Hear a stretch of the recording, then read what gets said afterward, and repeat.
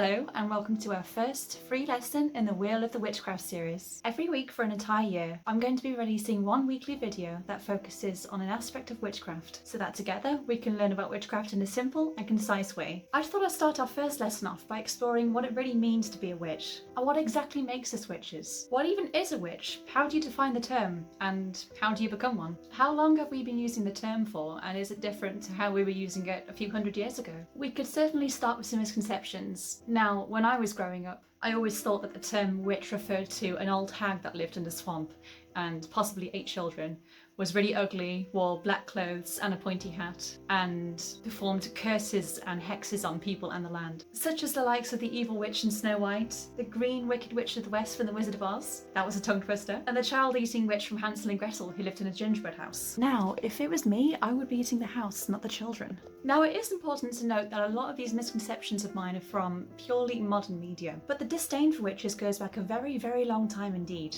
As nearly all of you watching now are from the West, you're probably quite familiar with the harrowing history of the Connecticut and the Salem witch trials in North America, or the Witches' Act of the 16th century and the Pendle witch trials in England. Now, Sam has actually made a fantastic video called 5 Quick Tips for Avoiding Witch Hunters, which I highly recommend, either up here or in the description below. Definitely check it out, it's very entertaining. However, witchcraft has existed all across the world in some form or another, and there have always been witches to some degree, such as the medicine people of the indigenous cultures in North America, the Bruja in Latin American countries, and the practice of Gong Tao in China. Countries in Africa such as Ghana, Malawi or Kenya have unfortunately had a very tumultuous history of witchcraft that still persists today. It is difficult to pin down exactly what a witch is, as there's no real defined term or any set of rules that go along with it. Witches are found in many cultures and in many countries across the world. Now, it seems to me that the term witch is given to people that just simply practice magic, such as herbalists or healers, and it's also been used in history and in modern times as sort of a negative term against people who practice witchcraft, do magic,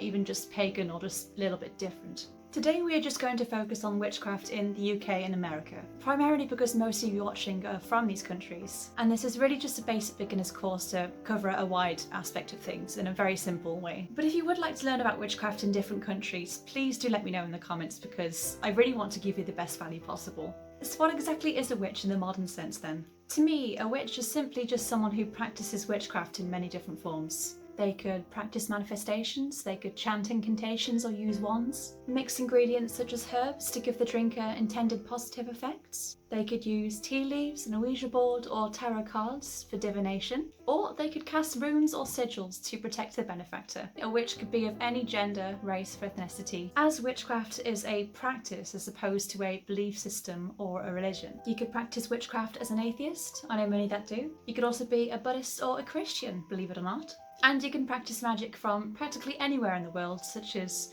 using the runes from Scandinavia, or using herbs as the Anglo-Saxons of old once did. I'll be going through this in more detail in next week's lesson actually, as we'll be going through the different religions and belief practices that people have, as no two of us are the same. And this is what I love so much about being a witch, is that there's very little restrictions when it comes to the craft. Because there's no religion, there's no dogma or set boundaries or set rules that you have to abide by. You can just more or less do what you want. The only true rules being that you must engage in some sort of magical practice, or just doing something a little outside the box that can't quickly be explained away by science. So why do we use the term witchcraft? It's actually from over 1,000 years ago from the Anglo-Saxons, who were around in the UK between around 410 AD and 1066 AD.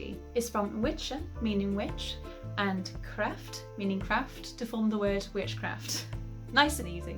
Now, unfortunately, not much is known about witchcraft during the Anglo-Saxon period because not much of it was written down. We only seem to have around 5 examples of this, 4 of which modern historians say that are just simply folk tales and not real. What we do know is that whilst many of them are Christian, many of them also still held beliefs of the pantheistic religions and followed deities such as Woden, Thunor, Tyr or Frigga, who you might know by the more popular names of all the Viking names, such as Odin, Thor, Tyr and Frigga. We know that much of the magic they practice, or Goldercraft, mainly involved healing people with herbs, or invoking curses or hexes, depending on how much they liked you. If you'd like me to host a lesson on Anglo-Saxon magic, let me know and I'll get right on it. Now let's talk about witchcraft in a more modern perspective. Now, I have found occasionally, purely through social media such as the likes of Facebook and TikTok, that some witches like to impose their strict rules upon others, such as using only certain crystals and not the wrong ones, not being allowed to explore certain practices, or that you must perform magic in a certain time of day or certain time of year,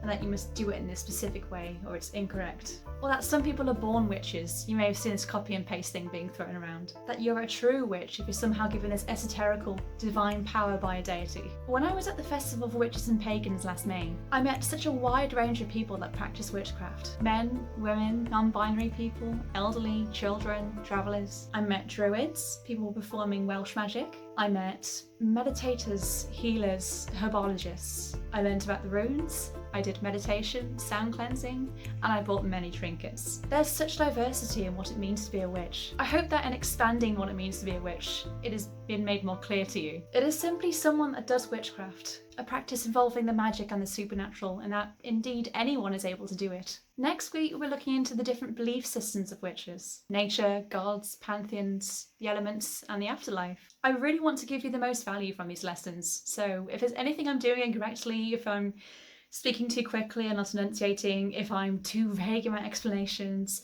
or I've missed important topics that you'd like me to cover, please let me know as soon as possible, because I really want to have that conversation with you and just provide you with the best resource that I possibly can. Because I'm learning on this journey too, and I want to give you the best value that I possibly can. And if you reach this far into the video, tell me your favourite herbs in the comments.